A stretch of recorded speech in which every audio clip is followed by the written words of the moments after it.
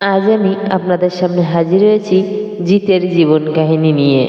জিত নামে পরিচিত জিতেন্দ্র মদনানি একজন ভারতীয় অভিনেতা, চলচ্চিত্র প্রযোজক, গায়ক, উদ্যোক্তা এবং টেলিভিশন উপস্থাপক। তিনি প্রধানত বাংলা চলচ্চিত্রে তার কাজের জন্য পরিচিত। তিনি চলচ্চিত্র নির্মাণ প্রতিষ্ঠান গ্রাসরুট এন্টারটেইনমেন্ট এবং জিতস ফিল্ম ওয়ার্কস এর মালিক। তিনি West Bengal motion picture artist forum এর কার্যকরী সভাপতি।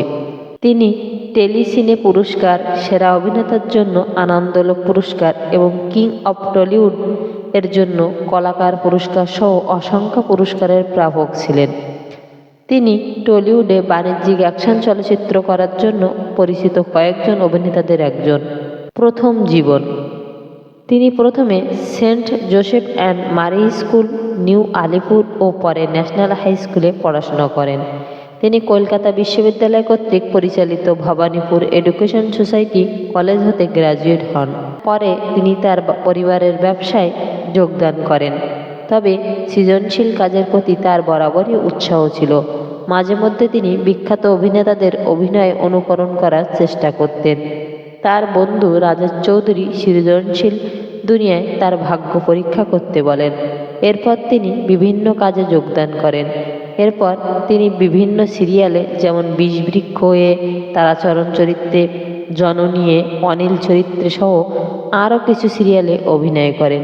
এরপর তিনি মুম্বাই যান এবং তার উদ্দেশ্য কোনো প্রকার বাধা ছাড়াই 5 বছর সেখানে থাকেন। ছুটিতে কলকাতায় আসার পর তিনি বিভিন্ন পরিচালক ও প্রযোজকদের সাথে দেখা করেন। এরপর তিনি প্রোসেনিয়াম আর্ট সেন্টার নামক এক প্রতিষ্ঠানের সাথে যুক্ত হন। এই প্রতিষ্ঠানে তিনি বিভিন্ন ইংরেজি নাটকে অভিনয় করেন, যেমন arms and the man, man at the floor. তারপর তিনি আবার মুম্বাই যান এবং এক তেলেগু ছবিতে অভিনয় করেন। 2001 সালে মুক্তিপ্রাপ্ত এই ছবির নাম ছিল চাদু এবং পরিচালক ছিল দক্ষিণ ভারতীয়। এই ছবিটি তেমন কোনো পরিচয় তাকে এনে দিতে পারল না, যা তিনি আশা করেছিলেন। 2001 সালে অক্টোবরে তিনি আবার কলকাতায় আসেন এবং পরিচালক হারানাথ চক্রবর্তীর কাছ থেকে দেখা করার প্রস্তাব পান NT1 স্টুডিওতে। তার কাছ থেকে তিনি 2002 সালে মুক্তিপ্রাপ্ত সাথী ছবিতে অভিনয়ের প্রস্তাব পান এবং এই ছবির দৃশ্যায়ন শুরু হয় 15 জানুয়ারি 2002 থেকে।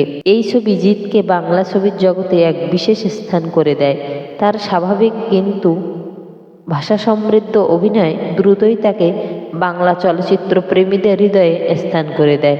যদিও তিনি রোমান্টিক চরিত্রে অভিনয় শুরু করেন, ক্রমশ তিনি একজন অ্যাকশন হিরো হিসেবে আত্মপ্রকাশ করেন। 2005 সালে থামস আপের এক বিজ্ঞাপনে অভিনয় করে তিনি আরও সুপরিচিত হন। 2012 সালে তিনি একজন সফল প্রযোজক হিসেবে সমাদৃত হন তার অভিনীত 100% লাভ ছবিতে প্রযোজনার মাধ্যমে। তার পরের ছবি আওয়ারা বাজারে ভালোই চলেছে। তার নতুন ছবি আসছে 2013 সালে। এর মধ্যে শ্রাবন্তীর বিপরীতে অভিনীত দিওয়ানা এবং শুভশ্রী গাঙ্গুলির বিপরীতে অভিনীত বস ছবি বেশ উল্লেখযোগ্য। বস ছবিটি 2012 সালে মুক্তিপ্রাপ্ত মহেশ বাবুর পরিচালিত ব্লকবাস্টার তেলুগু ছবি বিজনেসম্যান ছবির পুনর্নির্মাণ। এই ছবিটি বাবা যাদবের পরিচালনা ও রিলায়েন্স এন্টারটেইনমেন্টের প্রযোজনায় মুক্তি পায়। ব্যক্তিজীবন। জিতের জন্ম একটি সিন্ধি পরিবারে। তিনি 2011 সালে 24 ফেব্রুয়ারি এক স্কুল শিক্ষক মোহনা রতলানিকে বিয়ে করেন। তারা 2012 সালে 12 ডিসেম্বর নবন্য নামক এক কন্যা সন্তানের পিতামাতা হন। চলচ্চিত্র।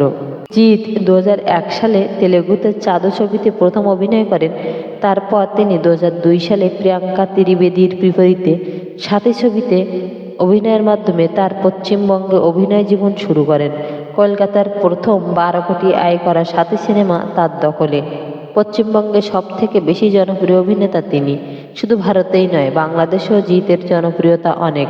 তার সর্বশেষ ছবি ইন্সপেক্টর নটিকে আশানুরূপ ব্যবসা করতে না পারলেও তার আগের 2 বাংলায় মুক্তিপ্রাপ্ত জিতের বস 2 বক্স অফিসে ছাড়া ফেলতে সক্ষম হয়েছিল।